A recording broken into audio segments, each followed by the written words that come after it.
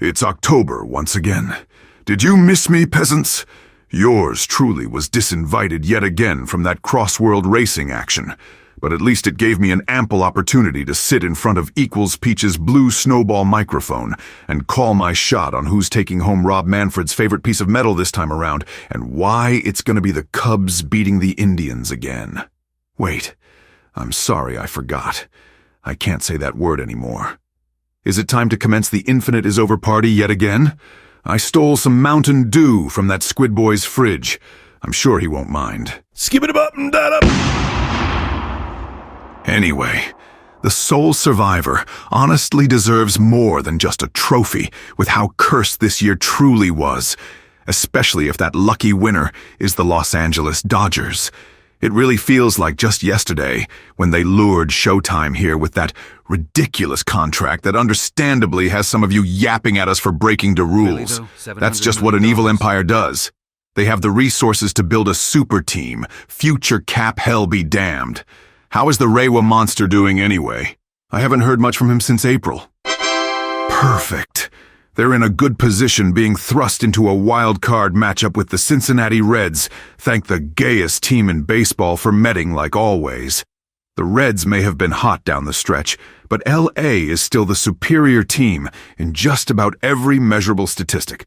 I expect a clean sweep out of the Dodgers, en route to going on the road for the first time in a hot minute. Meanwhile, the Chicago Cubs boast a strong bounce-back campaign, despite getting outshone once again by their little brother up north.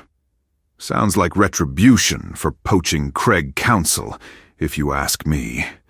Their prize is a wild card series with the San Diego Padres at the friendly confines on the north side. At least, I don't think I'd get killed over there. Not like in Friar territory. Especially when I think the Cubs are the more talented team. They've certainly balled out most of the year.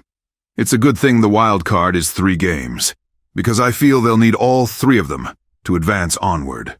I can see the Padres getting outright desperate after this, but I can't sympathize with their plight, because I bleed Dodger blue. Shall we pay our friends in the junior circuit a visit now?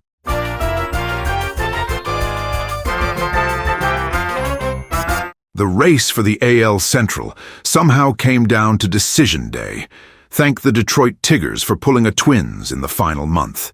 Their punishment is having to go to Cleveland to suffer the consequences of wild card weekend. Honestly, with how hot the team, formerly known as the Indians, was, Detroit was screwed regardless of who was the home team. El Mago might have finally been able to celebrate sending the Tigers into the playoffs, but now they're almost certain to go 1 and done. Or perhaps 2 and done. The fans over in the Motor City can go join my old pal Zenith in the peanut gallery of failure. They can all watch with scorn, as the other wild card matchup is another divisional showdown between the New York Yankees and the Boston Red Sox. Wow, the Yankees had a prolific season at the bat, thank their heavily concussed first baseman for retiring mid-season. They were also far and away the hotter team heading into October. Have you seen their record in September? They haven't lost a series in about 3 weeks, and that includes taking 2 out of 3 at Fenway. Now they're back in the house that Jeter built, where it can't really go that well for Boston, who honestly struggled to reach the big dance to begin with. I like New York to outlast the Sox in a tense 3-game series.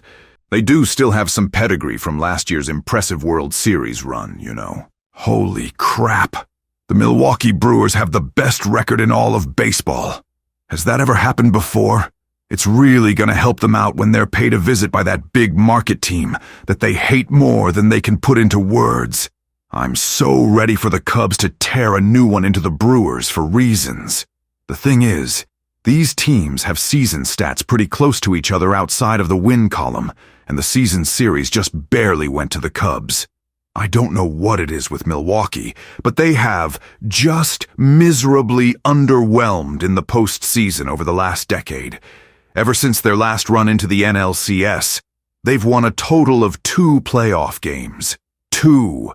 They need to show me something before I can take them seriously. Until then, I foresee Wrigleyville's especially young talent leading them over the Brew Crew with a 4-game series win. It's probably MLB's dying wish to do anything in their power to get rid of the less sexy team anyway.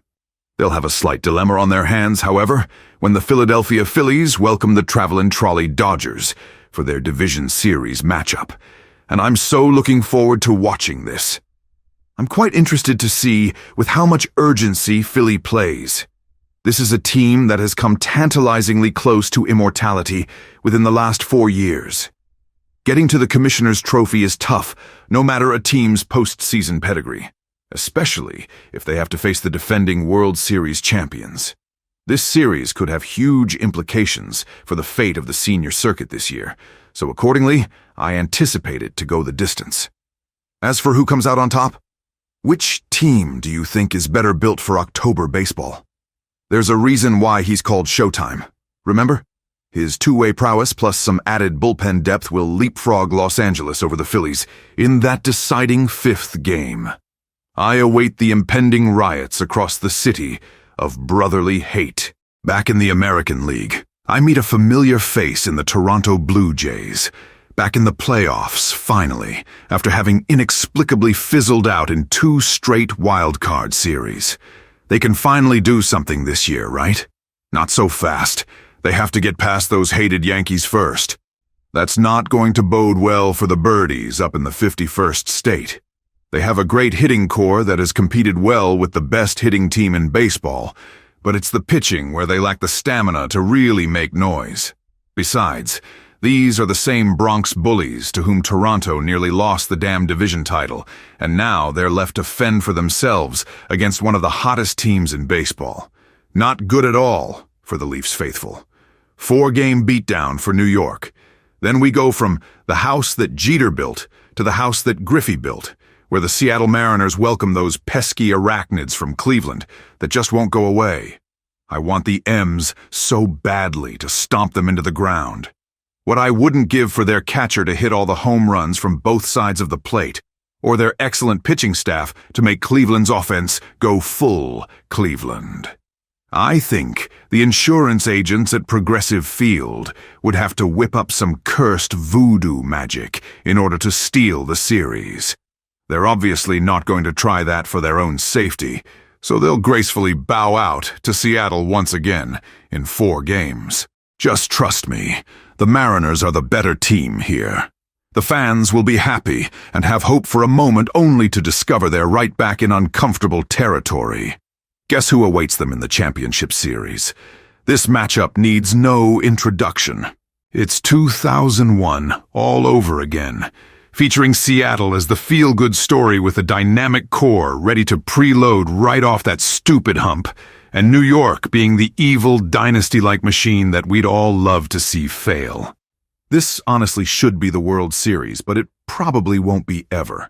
I'm very fine with the World Series being American League versus National League. It's so much more meaningful than a West versus East showdown like in hockey or basketball. Are you getting bored of all this rambling? I can't help it. It's in my script.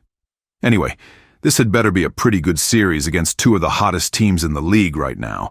But ultimately I have representing the junior circuit in the World Series, Drumroll, please. The Yankees, putting a lid on the Mariners' World Series hopes yet again in a 6-game slugfest. They can probably use those precious days off to rest up as the Dodgers and Cubs take care of business once again. I'm noticing a lot of prolific rematches here. These are 2 more teams that know a lot about each other thanks to their playoff history, but they're a little more even in the series win column. I tend to think of Chicago as a young team, mostly because of the wide-eyed talent that's really shined up to this point. The thing is, they have much to learn about performing when the stage lights are the brightest. Los Angeles has been here before, and they pretty much have the everything needed to take care of the Northsiders in 5 games. They are the defending world champs for a reason, you know? I realize now that I've made a grave error arranging these predictions. My only conclusion is that this league is going straight to heck, and therefore it would be pointless to bother predicting the outcome of such a cursed matchup. All I can do at this point is hope that it goes longer than 5 games this time.